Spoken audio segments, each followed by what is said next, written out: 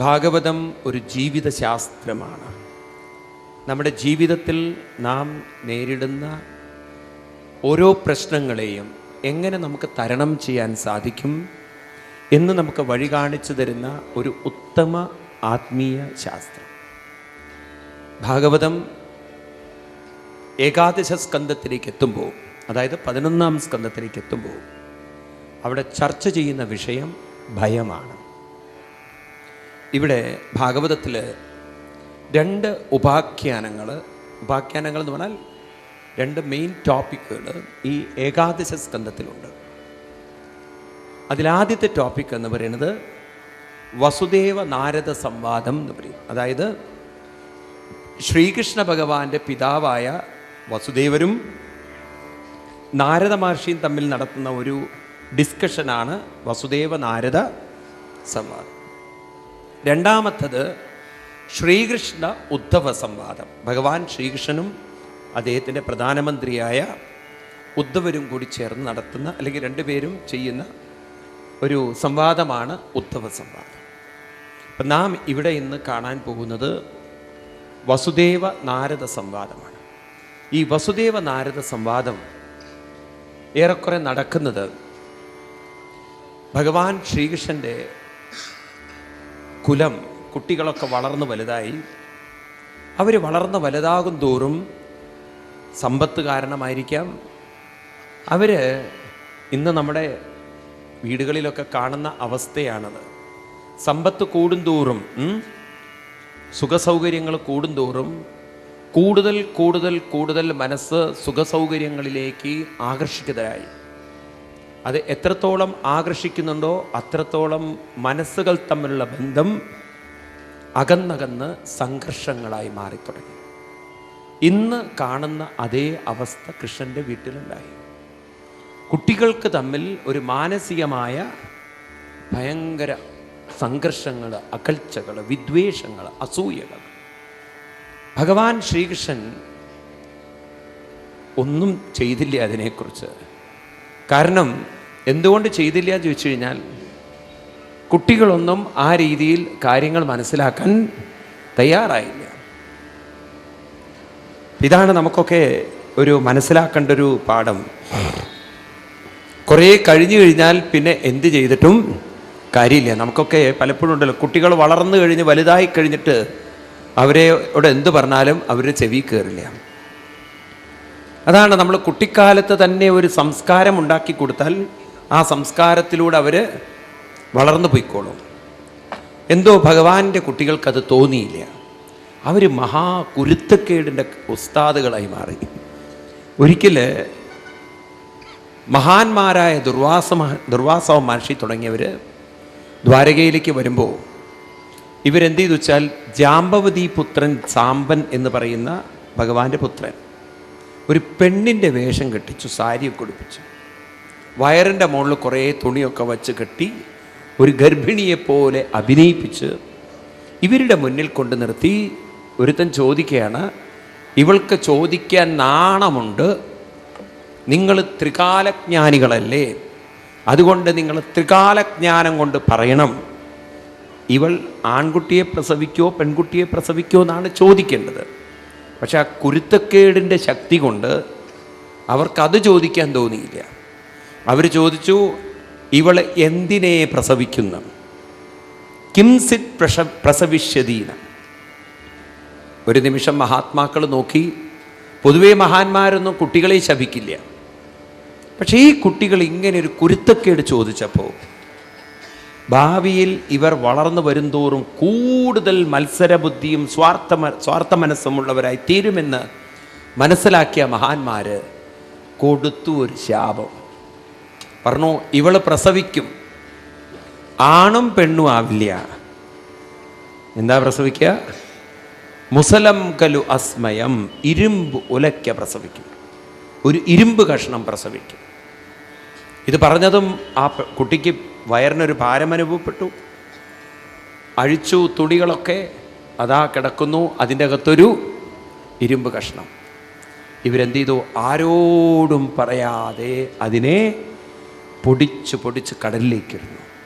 ആ പൊടികളൊക്കെ ഒരു തരം പുല്ലുകളായി കടൽ തീരത്ത് കൂടി. ഒരു കഷ്ണം ബാക്കിയുണ്ടായിരുന്നത് ഒരു മത്സ്യം വിഴുങ്ങിയാണ്.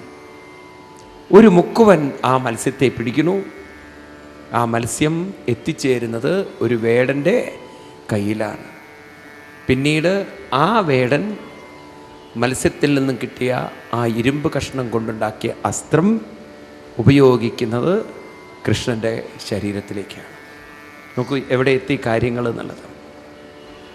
അപ്പോൾ എവിടെ ഈ സമ്പത്തും സമൃദ്ധിയും വരുന്നോ അവിടെ മാനസികമായൊരു ഐക്യം നഷ്ടപ്പെടും. ഇത് കാണുമ്പോൾ സ്വാഭാവികമാണ് അച്ഛനമ്മമാരുടെ ഉള്ളിൽ ഒരു ഭയം കുട്ടികളെക്കുറിച്ച് വരും. ഇവരിങ്ങനെ പോയാൽ എന്തായിരിക്കും ഇവരുടെ ഗതി എന്നുള്ളത്. പാവം വസുദേവരുടെ ഉറക്കം നഷ്ടപ്പെട്ടു. ഉറങ്ങാൻ കിടന്നാൽ പാവം ഉറക്കം വരുന്നേയില്ല. ഭയം വല്ലാതെ അദ്ദേഹത്തിൻ്റെ മനസ്സിനെ തളർത്തി. ആരോട് പറയും? കൃഷ്ണനാണെങ്കിൽ അതൊന്നും ശ്രദ്ധിക്കുന്നുമില്ല. ഭഗവാന്റെ ലോകത്തിൽ അങ്ങനെ ജീവിക്കും. നിങ്ങൾ കൃഷ്ണൻ്റെ കഥകൾ മുഴുവൻ കേട്ടു കഴിഞ്ഞാലല്ലോ നിങ്ങൾക്ക് ഇന്ന് നിങ്ങൾ പ്രാർത്ഥിക്കുന്നതൊന്നും ഇനി നിങ്ങൾ പ്രാർത്ഥിക്കില്ല. നിങ്ങൾക്ക് മനസ്സിലാവും കൃഷ്ണൻ്റെ കാലഘട്ടത്തിൽ ഇങ്ങനെയൊക്കെ നടന്നിരുന്നു എന്നുള്ളത്. ഭഗവാൻ അതിലൊന്നും അല്പം പോലും മനസ്സ് വച്ചില്ല. വസുദേവർക്ക് ദിനം പ്രതി മനസ്സ് അസ്വസ്ഥമായി. ഭാഗ്യം എന്ന് പറയാലോ, ഒരു ദിവസം കൊട്ടാരത്തിലേക്ക് കടന്നു വരുന്നു നാരദ മഹർഷി. അദ്ദേഹത്തിൻ്റെ കാൽക്കൽ വീണുകൊണ്ട് കരഞ്ഞുകൊണ്ട് പറയുകയാണ്, വസുദേവര് എന്നെപ്പോലെ ഒരു ഭാഗ്യവാൻ ലോകത്തിലുണ്ടാവില്ല അത്രേ. കാരണം എല്ലാവരും പൂജിക്കുന്ന, എല്ലാവരും ആരാധിക്കുന്ന, എല്ലാവരും ആദരിക്കുന്ന കൃഷ്ണൻ എൻ്റെ പുത്രനാണെന്നാണ് എല്ലാവരും പറയുന്നത്. പക്ഷേ എന്നെപ്പോലെ ഭാഗ്യം കെട്ട ഒരാൾ ലോകത്തിലുണ്ടാവില്ല. കാരണം കൃഷ്ണനൊക്കെ ഉണ്ടായിട്ടും എനിക്ക് മനസ്സിന് യാതൊരു സമാധാനമോ സ്വസ്ഥതയോ ധൈര്യമോ ഇല്ല. ഒന്ന് ആലോചിച്ച് നോക്കൂ. കൃഷ്ണൻ്റെ അച്ഛനായി പറയുന്നത്, അഹം കില പുരാനന്തം പ്രജാർത്തോ ഭുവിമുക്തിതം അപൂജയെന്ന മോക്ഷായ മോഹിതോ ദേവമായ. ഞാൻ ആ കൃഷ്ണനെ ഒന്നും വേണ്ട രീതിയിൽ പ്രയോജനപ്പെടുത്താത്തത് കൊണ്ട് കൃഷ്ണൻ്റെ മാനസികാവസ്ഥയിലേക്ക് ഉയരാൻ എനിക്ക് സാധിച്ചില്ല. ഞാൻ അങ്ങേയറ്റം മാനസികമായി ദുർബലനാണ്. നാരദരെ, എന്നെ ഈ ദൗർബല്യത്തിൽ നിന്നും ഭയത്തിൽ നിന്നും ഉയർത്തണമെന്ന് പറയുമ്പോൾ വസുദേവർക്ക് നാരദർ കൊടുക്കുന്ന ഉപദേശമാണ് വസുദേവ നാരദ സംവാദം. അപ്പോൾ വസുദേവരോട് നാരദർ പറയുന്നത്, അങ്ങ് ഈ ഒരു അനുഭവിപ്പിക്കുന്ന പ്രശ്നമുണ്ടല്ലോ, ഈ പ്രശ്നം പണ്ട് ഇതേ ഒരു ചോദ്യം പണ്ട് നിമി എന്ന് പറയുന്നൊരു ചക്രവർത്തി ചോദിച്ചിരുന്നു അത്രേ. ആരോട്? അദ്ദേഹത്തിൻ്റെ കൊട്ടാരത്തിലേക്ക് കയറി വന്ന 9 യോഗീശ്വരന്മാരോട്. ആ യോഗീശ്വരന്മാർ അദ്ദേഹത്തിന് അതിനുള്ള ഉത്തരവും പറഞ്ഞു കൊടുത്തു. അതുകൊണ്ട് ഞാൻ നിമി മഹർഷി രാജാവിന് മഹർഷിവര്യന്മാർ പറഞ്ഞു കൊടുത്ത ആ ചോദ്യവും ഉത്തരവുമൊക്കെ അങ്ങക്ക് ഞാൻ പറഞ്ഞു തരാമെന്ന് പറഞ്ഞ് ആ ഒരു സംവാദത്തിലേക്ക് കടക്കുകയാണ്. ആദ്യത്തെ ഒരു ചോദ്യമാണ്, ശ്രദ്ധിക്കണേ, ഇതാണ് ഭാഗവതത്തിൻ്റെ ഒരു ഗംഭീരമായൊരു ഭാഗം. എങ്ങനെയാണ് ഭയം മനസ്സിൽ വരുന്നത്? What do you mean by fear? നമുക്കെല്ലാവർക്കും ഉള്ളൊരു സാധനമാണ് എന്ത്? പേടി എന്നുള്ളത്. എങ്ങനെ ഭയം വരുന്നു? ഭാഗവതത്തിൽ ഭയത്തെ നിർവചിച്ചിരിക്കുന്നത് കുറേയും കൂടി എളുപ്പം നിങ്ങൾക്ക് നാരായണീയമായിരിക്കും. നാരായണീയത്തിൽ ഭയത്തെ നിർവചിച്ചിരിക്കുന്നത് ദ്വിതീയാൽ ഭയം ഭവതി എന്നാണ്. ഇത് എഴുതി വെക്കണേ എല്ലാവരും, നല്ലൊരു ഡെഫിനിഷനാണത്. ദ്വിതീയാൽ ഭയം ഭവതി എന്നാണ്. ദ്വിതീയം എന്ന് പറഞ്ഞു കഴിഞ്ഞാൽ 2.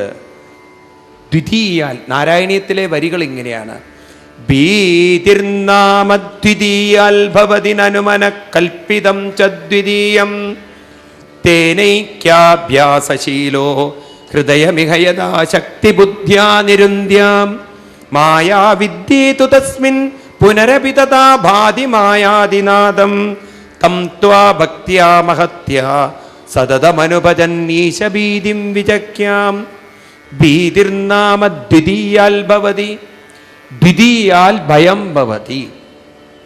ഇതാണ് ഋഷീശ്വരന്മാർ പറയുന്നത്. അപ്പോൾ ഈ ദ്വിതീയം എന്ന് പറയുന്ന വാക്കിന് യഥാർത്ഥം ദ്വിതീയം എന്നതിന് സെപ്പറേഷൻ എന്നർത്ഥം. എന്താണ് സെപ്പറേഷൻ എന്ന് പറഞ്ഞാൽ? എവിടെയെല്ലാം നിങ്ങൾ വേർപ്പെടുന്നുണ്ടോ, ഒറ്റപ്പെടുന്നുണ്ടോ, അവിടെ നിങ്ങൾക്ക് ഭയം വന്നേ പറ്റൂ. ഒരു കുഞ്ഞ് അമ്മയുടെ ഗർഭപാത്രത്തിൽ ഇരിക്കുമ്പോൾ അമ്മയുടെ ശരീരവുമായി ഒട്ടിയിരിക്കണം. ആ ഒരു കുഞ്ഞ് പ്രസവ സമയത്ത് ഗർഭപാത്രത്തിൽ നിന്നും പുറത്തേക്ക് വരുന്ന സമയത്ത് ആദ്യം അനുഭവിക്കുന്ന ഫീലിംഗ്, ആദ്യം അനുഭവിക്കുന്ന വികാരം ഭയമാകുമാകട്ടെ. കാരണം അതുവരെ അമ്മയുമായി ഒട്ടിച്ചേർന്നിരുന്ന താൻ ഇപ്പോൾ അമ്മയിൽ നിന്നും വേർപ്പെട്ടിരിക്കുന്നു. അന്നു മുതൽ മരണം വരെ നാം കൊണ്ടു നടക്കുന്ന വികാരമാണ് ഭയം എന്നുള്ളത്. അപ്പം ഈ വേർപ്പെടലാണ്, ഒറ്റപ്പെടലാണ് ഭയം എന്ന് പറയുന്നത്. അപ്പം നമ്മൾ ഈ ഒരു വാക്കുണ്ടല്ലോ, വേർപ്പെടുക, എങ്ങനെയാണ്, എവിടെ നിന്നാണ് നമ്മൾ വേർപ്പെടുന്നത്? ഇപ്പോൾ ഉദാഹരണത്തിന് നമ്മളൊരു കുട്ടിയുടെ തലത്തിൽ നിന്ന് ചിന്തിക്കുക. ഒരു കുട്ടിയെ സംബന്ധിച്ച് ക്ലാസ്സിൽ അധ്യാപകൻ വരുന്നു, ഒരു കുട്ടിയെ എണീപ്പിച്ചു നിർത്തണം, ഒരു ചോദ്യം ചോദിക്കണം. പെട്ടെന്ന് ആ കുട്ടിയുടെ ഉള്ളിൽ വരുന്ന വികാരം ഒരു പേടി വരുന്നു. നമ്മൾ അതിൻ്റെ ആ കുട്ടിയുടെ മനസ്സിൻ്റെ ഉള്ളിലേക്ക് ഇറങ്ങിച്ചെന്ന് കഴിഞ്ഞാൽ വാസ്തവത്തിൽ ആ കുട്ടിക്ക് ഭയം വരാൻ എന്തായിരിക്കും കാരണം? നിങ്ങൾ ചിന്തിച്ചിട്ടുണ്ടോ? ഒരുപക്ഷെ അധ്യാപകൻ ചോദിച്ച ചോദ്യത്തിന് ഉത്തരം അറിയാമായിരിക്കാം, അല്ലെങ്കിൽ അറിയില്ല, രണ്ടാവട്ടെ. അറിഞ്ഞോ അറിയില്ലേ എന്നുള്ളതല്ല, ആ ഭയം എന്നൊരു വികാരം കുട്ടിയുടെ ഉള്ളിൽ വരുന്നില്ലേ? ഉണ്ടോ ഇല്ലയോ? അതുപോലെ ഒറ്റയ്ക്ക് പോകാൻ പറയുന്ന ഒരു സ്ഥലത്തേക്ക് പേടിയുണ്ടാവുമോ? കൂടെ ആരെങ്കിലും ഉണ്ടെങ്കിൽ ധൈര്യമുണ്ട്, ഒറ്റയ്ക്ക് ആവുമ്പോഴാണ് പ്രശ്നം. അപ്പോൾ എന്തുകൊണ്ട് ഭയം വന്നു ചോദിച്ചു കഴിഞ്ഞാൽ, ഒരു നിമിഷം എല്ലാവരുടെ മുന്നിലും വെച്ച് എണീക്കാൻ പറയുമ്പോൾ താൻ എല്ലാവരിൽ നിന്നും മാറ്റപ്പെട്ടു, താൻ എല്ലാവരിൽ നിന്നും വേർപ്പെടുത്തപ്പെട്ടു, താൻ ഒറ്റപ്പെട്ടു എന്ന ഒരു ചിന്ത ആ കുട്ടിയുടെ മനസ്സിലേക്ക് കയറിക്കഴിഞ്ഞു. ഇതെവിടുന്ന് വരുന്നു ചോദിച്ചു കഴിഞ്ഞാൽ ഓൾറെഡി റെക്കോർഡഡ് ആണ് ഈ മെസ്സേജ്. അമ്മയുടെ ഗർഭപാത്രത്തിൽ നിന്ന് പുറത്തു വരുമ്പോൾ തന്നെ ഈ റെക്കോർഡ് ചെയ്തു ഈ മെസ്സേജ്. അപ്പം അതുകൊണ്ട് ഈ ഇംപ്രഷൻ നമ്മളിൽ വളരെ, ഈ ഒരു ചിന്ത നമ്മളിൽ വളരെ ആഴത്തിൽ കയറിക്കഴിഞ്ഞു. അപ്പം അതുകൊണ്ട് ഏതൊരു ചിന്ത നമ്മളിൽ വളരെ ആഴത്തിൽ സ്പർശിച്ചിട്ടുണ്ടോ അതിലേക്ക് നാം വീണ്ടും വീണ്ടും വീണിരിക്കും. നോക്കൂ നിങ്ങൾ, നമ്മൾ എന്തെങ്കിലും ഒന്ന് കാണരുത് എന്ന് വിചാരിച്ചാൽ അത് തന്നെ കണ്ടു കാണും. അതൊന്ന് പുറത്ത് കിടക്കാൻ പിന്നെ വളരെ പ്രയാസമാണ്. ചിലർ പറയല്ലേ, കുട്ടിക്കാലത്ത് എന്തോ കണ്ട് പേടിച്ചതാണ്, വലുതാകുമ്പോഴും ആ പേടി കൊണ്ട് നടക്കുന്നവരുണ്ട്. എനിക്കറിയാം ഒരു കുട്ടി, അയാൾ ഇപ്പോൾ കുട്ടിയല്ല, അയാൾ 55 വയസ്സുള്ള മനുഷ്യനാണ്. ഇങ്ങോട്ട് കൂടെ യാത്ര ചെയ്യുമ്പോൾ വലിയ പ്രശ്നമാണ്. യാത്ര ചെയ്യുമ്പോൾ എനിക്കറിയില്ലായിരുന്നു ഇത്ര ബുദ്ധിമുട്ടുണ്ടെന്ന്. ഈ ഇദ്ദേഹത്തിന് പാറ്റകളെ കണ്ട ഭയങ്കര പേടിയാണ്. അപ്പോൾ ഒരിക്കലും ഞങ്ങൾ ഡ്രൈവ് ചെയ്ത് പോകുന്ന സമയത്ത് കാറിൻ്റെ മുകളിൽ ഒരു പാറ്റ വന്ന് വീണു. ഇദ്ദേഹം ഡ്രൈവ് ചെയ്യുന്നതിൻ്റെ ഇടയിൽ തല താഴ്ത്തി കളഞ്ഞു. ആലോചിച്ച് നോക്കും, ഞാൻ അതിൻ്റെ സൈഡിലിരിക്കുന്നു. ഞാൻ ഉടനെ കാറ് നിർത്താൻ പറഞ്ഞു. ഞാൻ പറഞ്ഞു, ഇറങ്ങി ഞാൻ കാറിന്ന്. എന്ത് പറ്റിയെന്ന് പറഞ്ഞു. ഇങ്ങനെ ഡ്രൈവ് ചെയ്യുന്ന സമയത്ത് തല താഴ്ത്തി കഴിഞ്ഞാൽ കുറേ കഴിഞ്ഞാൽ എനിക്ക് തലയുണ്ടാവില്ല, എനിക്ക് തല ആവശ്യമുണ്ട് എനിക്ക്. അതുകൊണ്ട് രണ്ടിലൊന്ന് തീരുമാനിച്ചിട്ട് നമുക്ക് പോവാം. ഇനി പാറ്റ വന്നാൽ നിങ്ങൾ തല താഴ്ത്തൂല്ലേ? അപ്പം അദ്ദേഹം പറയായിരുന്നു, എൻ്റെ കുട്ടിക്കാലത്ത് തുടങ്ങിയതാണ് ഈ പ്രശ്നം, എനിക്ക് പെട്ടെന്ന് മാറ്റാൻ പറ്റില്ല. ഇനി ഞാൻ മാറ്റണം എന്ന് വിചാരിച്ചാലും, ഞാൻ മാറ്റാമെന്ന് വിചാരിച്ചാലും പാറ്റ അതിനനുവദിക്കില്ല എന്ന്. മനസ്സിലായില്ലേ? അങ്ങനെയൊരു പ്രശ്നം ഇപ്പോൾ എനിക്കുണ്ട്. പാറ്റ എന്നെ സമ്മതിക്കില്ല എന്ന്. കാരണം പാറ്റയെ കാണുമ്പോഴേക്കും തല താഴ്ന്നു പോയി. ഭയം, ഒരു പേടി മനസ്സിലേക്ക് കയറി. അപ്പം ഈ ഭയം എന്നത് നമ്മുടെ ഉള്ളിൽ അത്രയും ആഴത്തിൽ ഇറങ്ങിച്ചെന്നൊരു വികാരമാണ്. വാസ്തവത്തിൽ നിങ്ങൾ നോക്കുമ്പോൾ ഈ ഭയത്തിലേക്ക് നമ്മൾ ഇറങ്ങിച്ചെല്ലുമ്പോൾ ഒരു കുട്ടിയെ സംബന്ധിച്ച് ഇപ്പം ടീച്ചർ ഒരു ചോദ്യം ചോദിക്കണോ, ആ കുട്ടിക്ക് വേണമെങ്കിൽ ധൈര്യത്തിൽ എണീറ്റ് നിന്നിട്ട് വേണമെങ്കിൽ എനിക്കറിയില്ല ടീച്ചർ, ഞാൻ പഠിച്ചിട്ടില്ല എന്നും പറയാം. ഉണ്ടോ ഇല്ലയോ? ഭയപ്പെടേണ്ട കാര്യമുണ്ടോ ചോദിച്ചു കഴിഞ്ഞാൽ യഥാർത്ഥത്തിൽ ഭയപ്പെടേണ്ട കാര്യമില്ല. പക്ഷെ എന്നാലും മനസ്സിലൊരു പേടി. പണ്ടത്തെ ടീച്ചർമാരെക്കാൾ ഇന്നത്തെ ടീച്ചർമാരെ പേടിക്കേണ്ട കാര്യമില്ല. കാരണം പണ്ടൊക്കെ ടീച്ചർമാരെന്ന് പറഞ്ഞാൽ ചൂരലും കൊണ്ടുവരും, ഒരുപക്ഷെ തുടയുടെ അങ്ങോട്ട് അടി കിട്ടും. മനസ്സിലായില്ലേ? പലരുടെയും വീട്ടിലേക്ക് എത്തുമ്പം കാലിൻ്റെ തുടവണ്ണത്തിലൊക്കെ നല്ല വണ്ണം അടയാളങ്ങൾ അങ്ങനെ കിടക്കണ കാണാം. ചൂരൽ പ്രയോഗമൊക്കെ ഉണ്ടായിരുന്നു. ഏത്തമിടിയിപ്പിക്കുമായിരുന്നു. ചോക്ക് കൊണ്ട് ചെവിയുടെ പിന്നിൽ പിടിച്ച് തിരുമ്പുമായിരുന്നു. ഇന്നിപ്പോൾ അങ്ങനെയൊക്കെ ചെയ്താൽ അത് ടീച്ചറുടെ അവസാനമായിരുന്നു. ഇന്നത്തെ കുട്ടികൾ ഭാഗ്യവാന്മാരാണ്. ഇന്നിപ്പോൾ ടീച്ചർ നിസ്സഹായമാണ്, ഒന്നും ചെയ്യാൻ പറ്റില്ല. പഠിച്ചിട്ടില്ലേ, ഇരുന്നോളൂ മോനെ. കാരണം ഉപദ്രവിച്ച ആ പ്രശ്നം, ഇത് വല്ല പ്രശ്നം ഉണ്ടാക്കിയ ടീച്ചറുടെ ജോലി പോവും. ശരിയല്ലേ? എന്നാലും പണ്ടത്തേതിനേക്കാളും ഇന്ന് കൂടുതൽ ഭയം വരികയാണ്. അപ്പോൾ എന്തുകൊണ്ടാണ് ഈ പേടി വന്ന് ചോദിച്ചു കഴിഞ്ഞാൽ ശ്രദ്ധിക്കണേ. ആ ഒരു കുട്ടി എണീറ്റ് നിൽക്കുന്ന സമയത്ത് ആ കുട്ടിയുടെ ഉള്ളിൽ ഒരു ചിന്ത വരുന്നു, ഞാൻ എല്ലാവരിൽ നിന്നും ഒറ്റപ്പെട്ടു എന്നും. രണ്ടാമതൊരു ചിന്ത കയറി വരുന്നു, എന്നെ മറ്റുള്ളവർ പരിഹസിച്ച് ഒറ്റപ്പെടുത്തും, എന്നെ മറ്റുള്ളവർ പരിഹസിക്കും, ഞാൻ ഒറ്റപ്പെടും. ഈ പരിഹാസത്തെ, ഒറ്റപ്പെടലിനെ ഓവർകം ചെയ്യാനുള്ള കഴിവ് എന്നിൽ, മനസ്സിലായില്ല? എന്നെ എല്ലാവരും പരിഹസിക്കും, ആ സമയത്ത് ഞാൻ ഒറ്റപ്പെടും. ഇതിനെ ഓവർകം ചെയ്യാനുള്ള കഴിവ് എനിക്കില്ല. അപ്പോൾ ഭയം എന്നത് ഒരു ദൗർബല്യമാണ്, ദൗർബല്യ ചിന്തയാണ്. ഇതിനെ എടുത്തു മാറ്റിയിട്ടില്ലെങ്കിൽ ഇത് നമ്മളെ മാനസികമായി താഴോട്ട് കൊണ്ടുപോകും. ഓരോ കുട്ടികളുടെയും പേടിയെടുത്ത് നോക്കൂ നിങ്ങൾ. പണ്ടൊക്കെ നമുക്ക് പാറ്റയെ പേടിയില്ല, പല്ലിയെ പേടിയില്ല. ഇന്ന് ഓരോ വീടുകളിൽ ചെന്ന് കഴിഞ്ഞാൽ പാറ്റ എന്ന് പറഞ്ഞാൽ കുട്ടി മുകളിലേക്ക് 4 ചാട്ടാ ചാടുന്നത്. പലതിനെയും പണ്ട് പേടിയുണ്ടായിരുന്നില്ല. ഇന്ന് കുട്ടികൾക്ക് അതിലൊക്കെ പേടിയായി. നോക്കുന്നു, ഭയങ്കര പേടിയുടെ കാലമാണ് ആണോ? ഓരോരുത്തർക്കും പല രീതിയിലുള്ള പേടിയാണ്. ചിലവരുടെ പേടിയെക്കുറിച്ച് പറയാതിരിക്കുക നല്ലത്. ചെറിയ കാര്യങ്ങളിൽ പേടിക്കുന്നവരുണ്ട്. ഉറുമ്പിനെ പേടിക്കുന്നവർ. രാത്രി വീട്ടിൻ്റെ അകത്ത് എന്താ പറയുക, കൂറയോ പാറ്റയോ, കൂറ പാറ്റ, ഇത് കയറി വന്നു കഴിഞ്ഞാൽ, അത് ഉള്ളിൽ കയറിക്കഴിഞ്ഞാൽ ഒരാൾക്ക് പേടി. എന്താ പേടി? ഒരു കാരണവർക്കുണ്ടല്ലോ പേടി. ഇതാണ്, ഈ പാറ്റ വന്നു കഴിഞ്ഞാൽ പുതച്ചു മൂടി കിടക്കുകയാണ്. എന്തിനാ പുതച്ചു മൂടി കിടക്കുന്നത്? പാറ്റ എങ്ങാനും ചെവിയുടെ ഉള്ളിൽ പോയല്ലോ എന്നുള്ളത്. അപ്പം എന്നാൽ പിന്നെ ചെവിയിൽ വല്ലതും ഇട്ട് മൂടിയാൽ പോരെ? അല്ല, എനിക്ക് വേറൊരു കുഴപ്പമുണ്ട്, ഉറക്കത്തിൽ ഞാൻ വായ തുറന്നു പോകുന്നു. അപ്പോൾ വീണ്ടും പേടി, എന്താ, വായയുടെ ഉള്ളിൽ കൂടെ പോകും. എന്നാൽ വായയും വെച്ച് അടച്ചോളൂ. എന്നാൽ പിന്നെ എന്താ പ്രശ്നം? അപ്പോഴും പേടി, മൂക്കിൻ്റെ ഉള്ളിൽ കൂടെ പോകുന്നു. കാരണം ഓട്ടകളുണ്ടല്ലോ അവിടേക്ക്. എങ്ങനെ നോക്കിയാലും പേടി. ഒരിക്കൽ വേറൊരാൾക്കൊരു പേടി. എന്താ പേടി എന്ന് ചോദിച്ചു കഴിഞ്ഞാൽ, കട്ടിലിൻ്റെ മുകളിൽ കിടക്കുമ്പോൾ ഒരു പേടി, കട്ടിൻ്റെ ചുവട്ടിൽ ആരോ കിടക്കേണ്ടത്. അപ്പോൾ ഇയാൾ എന്ത് ചെയ്യിച്ചാൽ കട്ടിൻ്റെ ചുവട്ടിലേക്ക് ഇങ്ങനെ നോക്കി കഴുത്ത് വേദനിക്കാൻ തുടങ്ങി.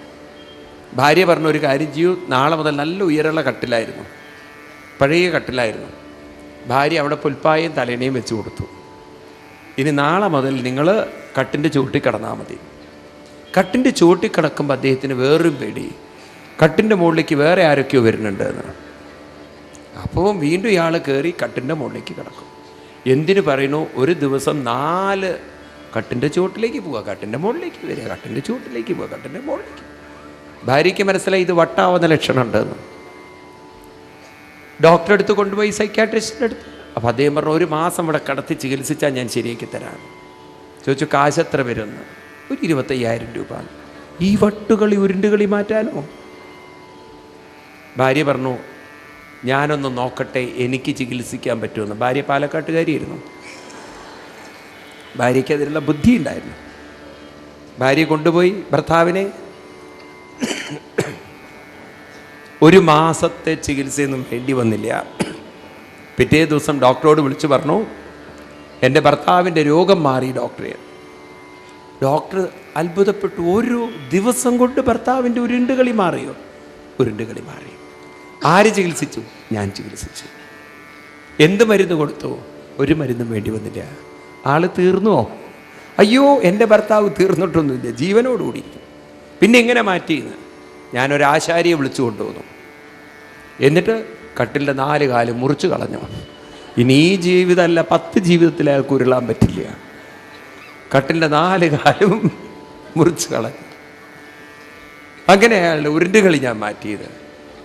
ഇതുപോലെ നമ്മളൊക്കെ ഉണ്ടല്ലോ, ഉള്ളിൻ്റെ ഉള്ളിൽ കൊണ്ടു നടക്കുന്ന ഒരു വികാരമാണ് ഭയം. എന്തൊക്കെ ഭയമാണ് നമുക്കുള്ളത്?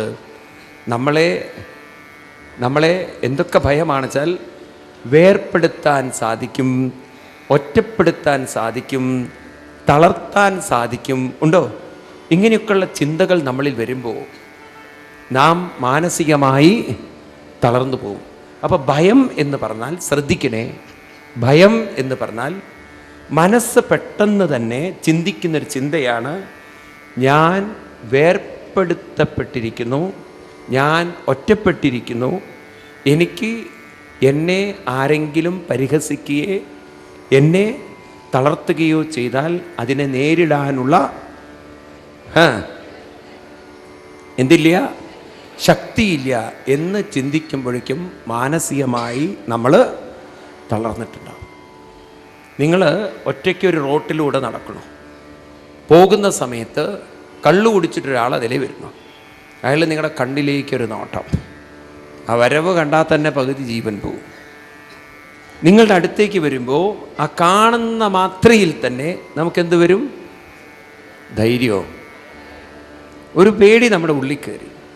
ആ ഒരു പേടി മനസ്സിലേക്ക് വരാൻ കാരണം, മനസ്സ് ഉടനെ തന്നെ പറഞ്ഞു ഇദ്ദേഹം വല്ലതും ചെയ്യുന്നുള്ളത് അല്ലേ. പക്ഷെ അതിനു മുമ്പ് മനസ്സ് പറയുന്നുണ്ട്, ഞാൻ ഒറ്റയ്ക്കാണ്, എൻ്റെ കൂടെ ആരുമില്ല, എനിക്ക് ഇദ്ദേഹത്തിനെ നേരിടാനുള്ള ശക്തിയില്ല. അപ്പോഴേക്കും നിങ്ങൾ തളർന്നു പോയി. വാസ്തവത്തിൽ നിങ്ങളെ തളർത്തുന്നത് മുഴുവൻ സ്വന്തം മനസ്സാണ്. ആണോ അല്ലയോ? അതുകൊണ്ട് ഭയം എന്നത് മനസ്സിൻ്റെ ഒരു രോഗമാണ്. The disease of the mind എന്നാണ് ഋഷിമാർ പറയുന്നത്. ശരിയല്ലേ? ആണോ അല്ലയോ? ഈ രോഗത്തെയാണ് നമ്മൾ എന്ത് ചെയ്യേണ്ടത്? ചികിത്സിക്കേണ്ടത്. ഭയം നമ്മളെ, ശ്രദ്ധിക്കണേ നിങ്ങൾ, 4 കാര്യങ്ങൾ ചെയ്യും. ഇതൊക്കെ ഓർത്ത് വയ്ക്കും നിങ്ങൾ. ഭയം നമ്മളെ വേർപ്പെടുത്തും, ഒറ്റപ്പെടുത്തും, ദുർബലരെന്ന് ഓർമ്മിപ്പിക്കും, മാനസികമായി തളർത്തും. ഇതാണ് ഭയം നമ്മൾ ചെയ്യുന്നത്. ഈ തരത്തിൽ നമ്മുടെ മനസ്സ് ചിന്തിച്ചു കഴിഞ്ഞാൽ നിങ്ങളെ പ്രായമാകുമ്പോഴും പേടിപ്പിക്കാൻ ഭയത്തിന് സാധിക്കും. അതുകൊണ്ടാണ് ഈ ബന്ധങ്ങൾ, നമ്മൾ കുട്ടികളെയൊക്കെ ഒട്ടിപ്പിടിക്കാൻ ശ്രമിക്കുന്നത്. കാരണം നമുക്ക് വേർപെട്ട് ഒറ്റപ്പെട്ട് ദുർബലരായി ജീവിക്കാൻ സാധ്യമല്ല. കാരണം മനസ്സ് പറയുന്നു എനിക്ക് ഒറ്റയ്ക്ക് ജീവിക്കാനുള്ള കരുത്തില്ല, ധൈര്യമില്ല. നമ്മുടെ മനസ്സ് ദുർബലമാണ്. ഈ ദുർബലാവസ്ഥയാണ് പലർക്കും പലരെയും പിടിച്ചു വയ്ക്കാൻ തോന്നുന്നത്. അങ്ങനെ പിടിച്ചു വയ്ക്കുമ്പോഴാണ് മറ്റുള്ളവർ നമ്മളോട് സംഘർഷങ്ങൾക്ക് വരുന്നത്. അതുകൊണ്ടാണ് ടൂ മച്ച് നിങ്ങൾ കുട്ടികളെ ഡിപ്പെൻഡ് ചെയ്താൽ കുട്ടികളും നിങ്ങളും തമ്മിലുള്ള ബന്ധം തെറ്റും. അപ്പം അതുകൊണ്ട് എന്ത് വേണം? നാം മനസ്സിലാക്കണം, ഭയം ബന്ധങ്ങളെ തകർക്കും എന്നുള്ളത്. ഏത് ബന്ധമാവട്ടെ, ഈവൻ സുഹൃത്ത് ബന്ധങ്ങളാവട്ടെ, അതുപോലും തകർന്നു പോകും ഭയം കാരണം. ഈ ഭയം എന്ന രോഗത്തെ നാം ചികിത്സിച്ചില്ലെങ്കിൽ നമ്മുടെ ബന്ധങ്ങളൊക്കെ നാളെ നമുക്ക് ക്രമേണ നഷ്ടപ്പെടും. കാരണം ഒരു ദുർബലൻ്റെ കൂടെ ജീവിക്കാൻ മറ്റൊരാൾക്ക് മാനസികമായൊരു സന്തോഷമുണ്ടാവില്ല. അപ്പം നമ്മൾ ദുർബലന്മാരാവും തോറും ബന്ധങ്ങളൊക്കെ നമ്മളിൽ നിന്നും അകന്നകന്നു പോകും. പലരും അറിയുന്നില്ല അവരെ ഒറ്റപ്പെടുത്തുന്നത് അവരുടെ മനസ്സിൻ്റെ രോഗമായ ഭയമാണ് എന്നുള്ളത്. ഈവൻ നിങ്ങളെ പേടിപ്പിക്കാനുണ്ടല്ലോ ഒരു ജ്യോത്സ്യൻ വിചാരിച്ചാൽ സാധിക്കും. അതല്ലേ ഇന്നത്തെ കാലത്ത്. ഉണ്ടോ ഇല്ലയോ? ഒരു പുതിയ വീടെടുത്ത് പഴയ വീട് പൊളിച്ചിട്ട് ഉറക്കം വരുന്നില്ല. വീട്ടിൽ കിടന്നാൽ ഉറക്കമേ വരുന്നില്ല. വിളിച്ചു കൊണ്ടുവന്നു. അദ്ദേഹം ഇതൊക്കെ നിരത്തി വെച്ചിട്ട് പറഞ്ഞു, വെറുതെ അല്ല നിങ്ങൾക്ക് ഇവിടെ കിടന്ന ഉറക്കം വരാത്തത്, നിങ്ങളുടെ അച്ഛൻ മരിക്കുമ്പോണ്ടല്ലോ അദ്ദേഹത്തിന് ഇവിടെ കിടക്കാനൊരു മോഹം ഉണ്ടായിരുന്നു. അതുകൊണ്ട് നിങ്ങളുടെ അച്ഛൻ്റെ പ്രേതം അലഞ്ഞു തിരിഞ്ഞ് നടക്കണം അത്ര വീട്ടിൽ. ആ കാരണവർ മരിക്കുമ്പോൾ ഒരു റെസ്പെക്റ്റ് ഉണ്ടായിരുന്നു. ഇപ്പോൾ ആ കാരണവരുടെ ഫോട്ടോ കാണുമ്പോൾ ഉപദ്രവിക്കുന്നൊരു മനുഷ്യനായി. നിങ്ങളൊക്കെ ഉണ്ടല്ലോ, ഇതൊക്കെ പഠിച്ചിട്ടില്ലെങ്കിൽ നാളെ നിങ്ങളെ പ്രേതങ്ങളാക്കാൻ ജ്യോത്സ്യന്മാർ വിചാരിച്ചാൽ സാധിക്കും. മനസ്സിലാക്കോ നിങ്ങൾ? അച്ഛൻ അലഞ്ഞു തിരിഞ്ഞ് നടക്കണ്ടത്ര. അപ്പോൾ ഭാര്യ പറഞ്ഞു, അനുഭവിക്കും മനുഷ്യ, ഞാൻ അപ്പോഴേ പറഞ്ഞില്ലേ നിങ്ങളുടെ അർത്ഥം ശരിയല്ല എന്ന്. ഇപ്പം കണ്ടില്ലേ, പ്രേതമായിട്ട് ആക്രമിക്കണോ, നിങ്ങളും നിങ്ങളുടെ വീട്ടുകാരും ഒക്കെ പ്രേതങ്ങളാണെന്ന്. ഭാര്യ കിട്ടിയ ചാൻസ് അടിച്ചു കൊടുക്കും. ജ്യോത്സ്യനോട് പറഞ്ഞു, ഈ ദുഷ്ടാത്മാവിനെ പുറത്താക്കാൻ എന്താ വഴി? പാവം ആ മനുഷ്യൻ റിട്ടയേർഡ് ഹെഡ് മാഷായിട്ട് പോയ ആളാണ്. നോക്കൂ, ആ മാഷിപ്പം പ്രേതാവസ്ഥയിലായിപ്പോയി. ഉടനെ മരുമകൾ അല്ലെങ്കിൽ മകൻ്റെ ഭാര്യ ഇവൾ പറയുന്നുണ്ട്, ആ ഫോട്ടോ എടുത്ത് മാറ്റുക ആദ്യം നിന്ന്. കിളവൻ പ്രേതം ആ ഫോട്ടോ കണ്ട അയാൾക്ക് വീണ്ടും വീണ്ടും അതിലേക്ക് കയറാൻ തോന്നുന്നു.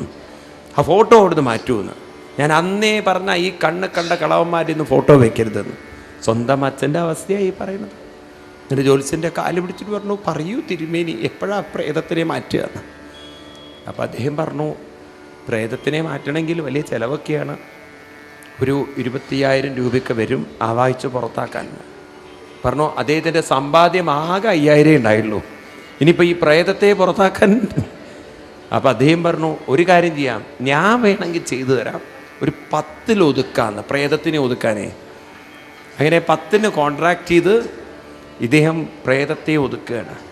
അങ്ങനെ ഗംഭീര പൂജകളൊക്കെ നടക്കണു. എവിടെയൊക്കെയാണ് ഈ പ്രേതത്തിനെ എങ്ങോട്ടേ പ്രേതത്തിനെ ആവാഹിക്കുക? അപ്പം പറഞ്ഞു, ഒരു കാര്യം ചെയ്യാം, നമുക്കൊരു നാളികേരം കൊണ്ടുവരാൻ പറഞ്ഞു. അതിൻ്റെ കണ്ണൊക്കെ ചുഴുന്നെടുത്ത് വെള്ളമൊക്കെ കളഞ്ഞ്, എന്തിനാ നാളികേരം? ഇതിൻ്റെ അകത്തേക്ക് പ്രേതത്തെ കയറ്റണം എന്നാണ്, തേങ്ങയുടെ ഉള്ളിൽ. അങ്ങനെ ഗംഭീര പൂജയൊക്കെ നടക്കണു. ആ പൂജ നടക്കുന്ന സമയത്ത് എന്താ പറയുക, ചന്ദനത്തിരിയുടെ പുക ഇങ്ങനെ പൊങ്ങി വരുന്നു. ആ ചന്ദനത്തിരിയുടെ പുക പൊങ്ങി വരുന്ന സമയത്ത് ഓ സ്വാ ഊന്ന് പറഞ്ഞിട്ട് ആക്കല്. പാവം റിട്ടയേർഡ് മാഷിപ്പോൾ ഇരിക്കുന്നത് എവിടെയാണ്? തേങ്ങയുടെ ഉള്ളിൽ. അപ്പോഴേക്കും ഭാര്യ പറയാ, കോർക്കിട്ടടയ്ക്കൂ പുറത്ത് വരണ്ടാന്ന്. നിങ്ങൾ ചിരിക്കണ്ട, നിങ്ങളെയൊക്കെ നാളെ പ്രേതമാക്കിയിട്ടില്ലെങ്കിൽ നിങ്ങൾ രക്ഷപ്പെട്ടു എന്നൊന്നും വിചാരിക്കണ്ട. പോയതിന് ശേഷം നോക്കൂ ആരൊക്കെയാണ് എന്തൊക്കെയാണ് പറയണത് എന്ന്. പറയും, നിങ്ങളുടെ അമ്മയ്ക്കുണ്ടല്ലോ ഈ മുറിയോടൊരു ആസക്തി ഉണ്ടായിരുന്നു, അതുകൊണ്ട് അവരുടെ പ്രേതം ഇപ്പോഴും മുറി വിട്ടു പോയിട്ടില്ല. മനസ്സിലായില്ലേ? അതുകൊണ്ട് നിങ്ങൾ എന്നും ഒരു മുറി കടക്കരുത് കേട്ടോ. കാരണം നിങ്ങൾ മുറി കടന്നാൽ അവിടെ നിങ്ങളുടെ പ്രേതത്തെ സ്ഥാപിക്കും. അപ്പോൾ ഈ നാളികേരത്തിൻ്റെ ഉള്ളിലായി പൂജയൊക്കെ കഴിഞ്ഞു. ഭാര്യ പറഞ്ഞു, എൻ്റെ ലോകനാർക്കാവിലമ്മേ, ചോറ്റാനിക്കരമ്മേ, കാടാമ്പുഴമ്മേ, മൂകാംബികമ്മേ, എൻ്റെ മണപ്പുള്ളിക്കാവിലമ്മേ, ഇപ്പോഴാണ് എനിക്ക് വടക്കന്തറ അമ്മേ, ഇപ്പോഴാണ് ഒരു സമാധാനമായത്. ഏതായാലും കിളവൻ തേങ്ങയുടെ ഉള്ളിലായല്ലോ എന്ന്. ഹൗ, ഇനി ഈ വീട്ടിലില്ലല്ലോ എന്ന്. ഇതും പറഞ്ഞ് പൂജയൊക്കെ കഴിഞ്ഞു. ജ്യോത്സ്യനോട് ചോദിച്ചു, അല്ല ഈ നാളികേരം ഇവിടെ വെച്ച് പോകണ്ട, കാരണം അവർ പുറത്ത് ചാടിയല്ലോ, കൊണ്ടുപോയിക്കോളൂ. അത് ഞാൻ കൊണ്ടുപോയിക്കോളാം. അങ്ങനെ ജ്യോത്സ്യൻ നാളികേരമൊക്കെ കൊണ്ടുപോവുകയാണ്. കൊണ്ടുപോകുമ്പം ജ്യോത്സ്യൻ കക്ഷത്ത് വെച്ചിട്ടാണ് പോണത് നാളികേരെ. അങ്ങനെ നടന്ന് വീട്ടിൽ പോകുന്ന സമയത്ത് അദ്ദേഹത്തിൻ്റെ കഷ്ടകാലത്തിന് ആ കോർക്ക് എവിടെയോ വീണുപോയി. അപ്പോൾ ഈ ജ്യോത്സ്യൻ നടക്കുന്ന ആ ദിശയിലേക്കാണ് കാറ്റും അടിക്കേണ്ടത്. അപ്പോൾ ഈ ചെറിയ കാറ്റ്, പാലക്കാടൻ കാറ്റ് ഇങ്ങനെ അടിക്കുമ്പോൾ ആ നാളികേരത്തിൻ്റെ ഉള്ളിലേക്ക് കാറ്റ് തട്ടുമ്പം ഭൂ ഭൂ ഭൂ ഭൂ എന്നൊരു ശബ്ദം. ജ്യോത്സ്യനൊരു പേടി വന്നു, ഈ സംഗതി ഇത് അപകടമായി തോന്നുന്നു. ജ്യോത്സ്യൻ സ്പീഡ് കൂട്ടാൻ തുടങ്ങി. ഒരു രക്ഷയില്ലല്ലോ, പ്രേതല്ലേ, കളിക്കുമ്പോൾ സൂക്ഷിക്കണേ. ആ സമയത്തൊരു മിന്നലും വരുന്നുണ്ട്. ഇതും പോരെ, ഇദ്ദേഹം ഓടാൻ തുടങ്ങി. ഓടുമ്പോൾ കാറ്റിൻ്റെ ശക്തി ഒന്നുകൂടി കൂടുമല്ലോ, ഭൂ എന്നുള്ളൊരു പെട്ടെന്നൊരു മിന്നൽ. ജ്യോത്സ്യൻ നോക്കുമ്പോണ്ട് ഒരു വെളുത്ത താടി, വെളുത്ത തലയൊക്കെട്ട്, വെളുത്ത ജുബ്ബ, വെളുത്ത മുണ്ട്, ഒരു പ്രേതം പോലെ ഒരു മനുഷ്യൻ മുണ്ട്. പെട്ടെന്ന് ജ്യോത്സ്യൻ്റെ ബോധം പോയി.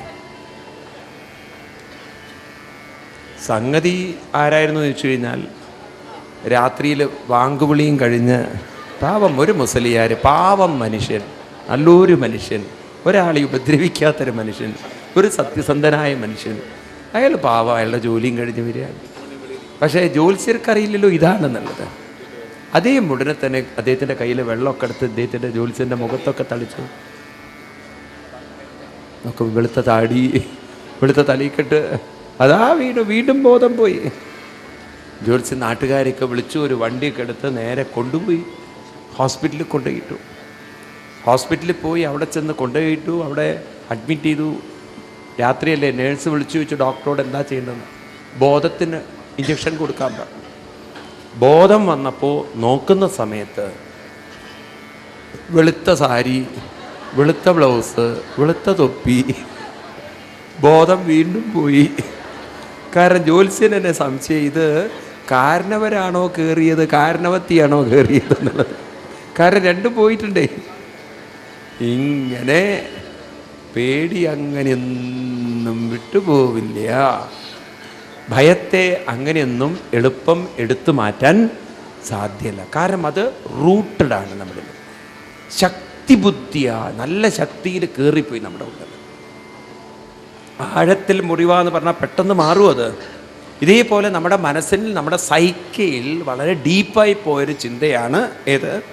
ഭയം. അതുകൊണ്ട് എങ്ങനെ ഭയത്തെ എടുത്ത് കളയാൻ പറ്റും? ശ്രദ്ധിക്കൂ നിങ്ങളെ. ഭയത്തെ മാറ്റാനുള്ളൊരു വഴി എന്താണ്? ആദ്യം നമ്മൾ മനസ്സിലാക്കണം എന്താണ് ഭയം. ഭയം എന്ന് പറയുന്നത് സെപ്പറേഷനാണ്, വേർപ്പെടുത്തലാണ്. അപ്പോൾ ഭയം ഇല്ലാതെയാവാൻ എന്ത് വേണം? നമ്മളെ ഒരു ശക്തിക്കും വേർപ്പെടുത്താൻ കഴിയരുത്. ഒരു ശക്തിക്കും വേർപ്പെടുത്താൻ സാധിക്കും. ഒരാൾ കത്തിയും കൊണ്ട് മുന്നിൽ നിൽക്കണു, തോക്കും കൊണ്ട് മുന്നിൽ നിൽക്കണു, പേടി വരും, കൊല്ലും എന്നുള്ളത്. ആ പേടി വരാൻ കാരണം ഈ ശരീരത്തിൽ നിന്നും നമ്മൾ പറയൂ വേർപെട്ടു പോവേണ്ടി വരും എന്ന ഭയമാണ്. അപ്പോൾ ഭയം വരാതിരിക്കാൻ എന്താ വഴി? എങ്ങനെ ഭയത്തെ ഓവർകം ചെയ്യാൻ സാധിക്കും? ഒരു ശക്തി വിചാരിച്ചാലും നമ്മളെ എന്ത് ചെയ്യാൻ പാടില്ല? വേർപ്പെടുത്താൻ പാടില്ല.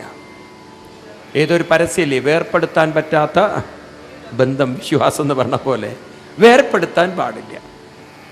അങ്ങനെ വേർപ്പെടുത്താൻ പറ്റാത്ത ഒരു ബന്ധം നമുക്ക് എങ്ങനെ കിട്ടും? നമുക്ക് ഇപ്പോൾ നമ്മൾ നോക്കുന്നത് ഭാര്യയും ഭർത്താവും വിചാരിക്കുന്നു ഈ ബന്ധം വേർപ്പെടില്ല, ഒരു ധൈര്യം അതിലൊക്കെ ഉണ്ട്.